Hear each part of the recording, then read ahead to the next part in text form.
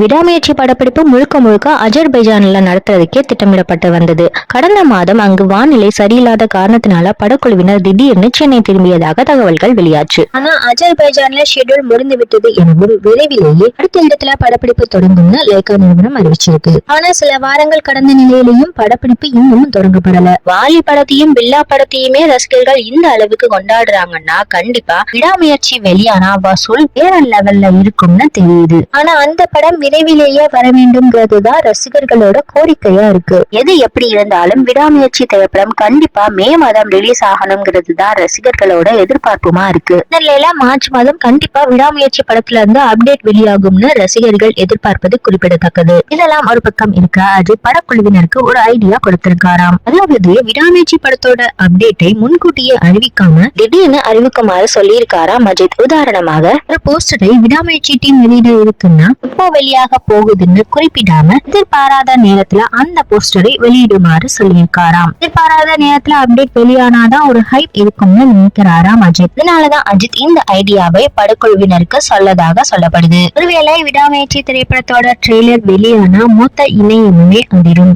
லுக்கே இல்லாம நேரடியா ட்ரெய்லர் வெளியாகிறதுக்கும் வாய்ப்புகள் இருக்காம். அஜித் எப்பவுமே வித்தியாசமா செயல்பட்டு மாஸ் காட்டுவார்.